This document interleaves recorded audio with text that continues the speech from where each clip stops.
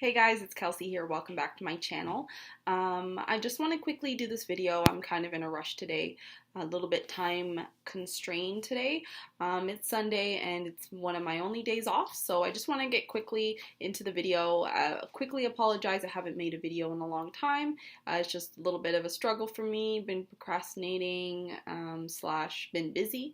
So if you are interested in hearing some money saving and financial tips, then just keep watching.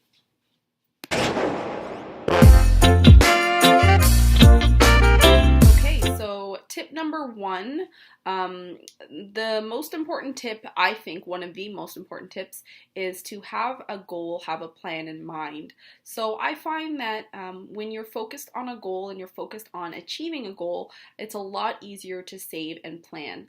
For me, I have a certain amount of goals that I want to accomplish. So for me, I'm working towards those goals financially by saving. So I save about I save half my paycheck approximately, probably a little more than half, and I essentially just do that every single paycheck, and I don't touch whatever's in my savings account. Now, my goals include travel, as well as paying off a bankruptcy, paying off school, and also attending school again. So these things require money, so I have to really save, as well as moving out as well. So these things require money, so I have to look at those future goals and save accordingly, knowing how much money I'll need. I pretty much need as much money as possible, so that's why I'm saving quite a big chunk, over half my paycheck, and leaving myself a little wiggle room. Now, my next tip would have to be is a less common tip that I had to learn sort of the hard way, is manage and watch your money, because you may think in your head, oh, I'm not spending so much, and you're just spending.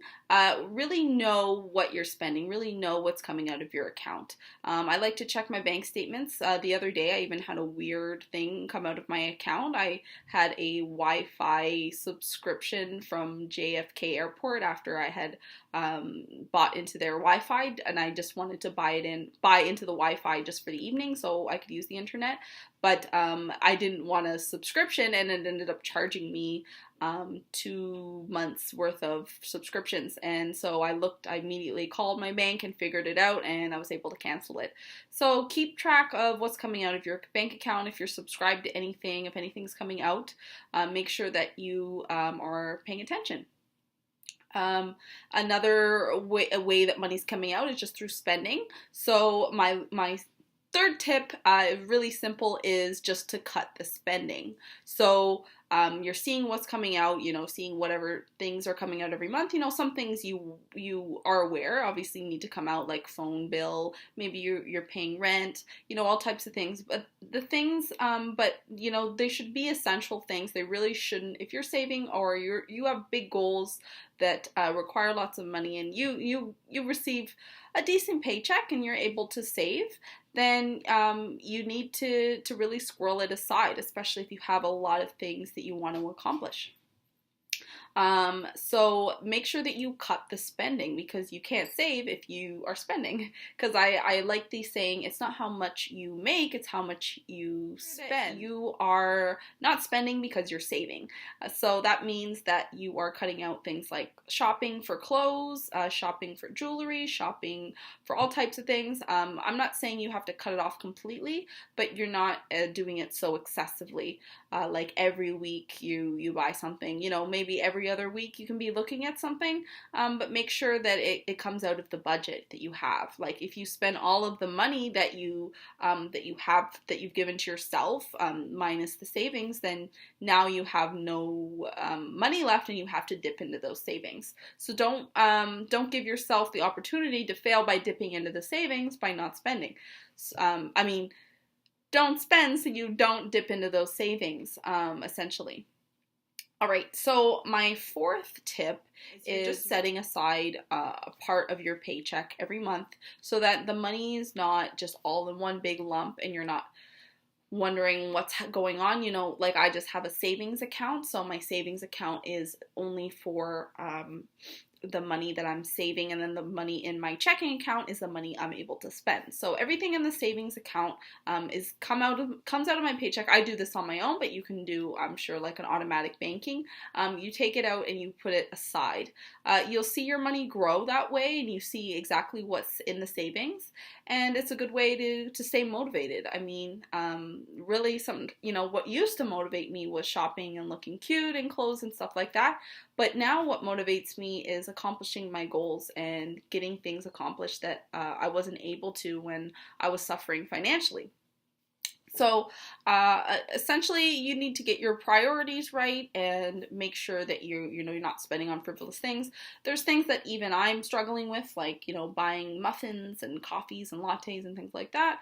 But now I'm starting to see how much that's adding up, right? Especially when you're giving yourself a smaller amount of money to spend. The little amount that you give yourself to spend, you don't want to eat it all up on Starbucks and just little things like that, because in the end I don't think you'll think it's worth it.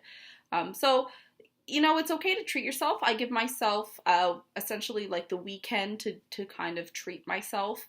If there's another day in the week, maybe that's fine. But essentially throughout the week, I try to be a little more strict. I try to have definitely a few no spend days where I don't spend a thing.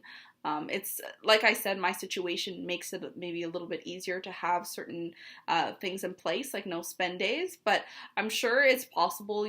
I think you can at least pull off one day a week where you don't spend a dime, and that's moving forward. So I've really just changed my lifestyle to suit what I want in my life in the future. So I think that if you're keeping more track of your money, and you see it as sort of like, you see it as a challenge, and you see it as something that's improving your life, and something that's going to enrich you, then it doesn't seem like such a burden to save, and you kind of just enjoy what you have. In terms of my clothes and my jewelry, I'm just enjoying what I have, enjoying the things that people have given me and all those things, and just seeing that maybe there's certain things that I want, but those things I can get in the future, and I'll be way more happier wearing those things and having those things when I've worked really hard for to get there and to have those things and be able to afford them, right?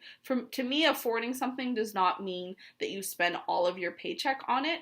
It means that you have some to buy, some money to buy it, and still more left over. I don't think of it as I don't think of being able to afford it means you've spent your whole paycheck on it. So like I said, I look at money a lot differently now, and I just kind of wanted to share those tips with you. They've helped me. My final tip really is just to share with others and get support. I try to tell people that I work with, my family, that I'm saving and that I'm really doing my best not to squander my whole paycheck. So they've been really supportive and helpful. And I really hope to just inspire others to also save, because there's a reason I had to declare bankruptcy. I wasn't like this before. There was many years where my main goal was fashion and shopping and having things in my life. So that was kind of hindering me, because at the same time I was enjoying the fashion and enjoying sharing with others and social media and things like that, but I was really hurting in terms of financially. I was hardly getting by. And there was many times when actually I got to a point where I was hurting so bad financially that I couldn't actually spend much money on myself or anything like that. So there really isn't much over the rainbow when you shop a lot, or you have a shopping problem and you're having issues with your money. There's really not much on the other end of the rainbow unless you change. So I've been essentially forced to change, but at the same time, I'm really embracing it. And like I said, I really like my new outlook of looking at money and my financial goals. And I hope that you guys, you learned a little bit and you learned something today, or I hope it motivated you. Please tell me in the comments down below, how you save money, what your financial tips are, or anything that you do to sort of, maybe little tips and tricks that you do to allow the money to pile up or squirrel it away. And once again, I'd like to thank you guys so much for watching and subscribing. I'd like to get in more videos for sure this month. I would have loved to do a October favorites. Actually, I did purchase things sort of leading up to November, but I might not do that video. I might just do sort of things I've been loving. So stay tuned for that. And once again, I'd like to thank you guys a lot for watching my videos, and I will see you guys in my next one. Bye.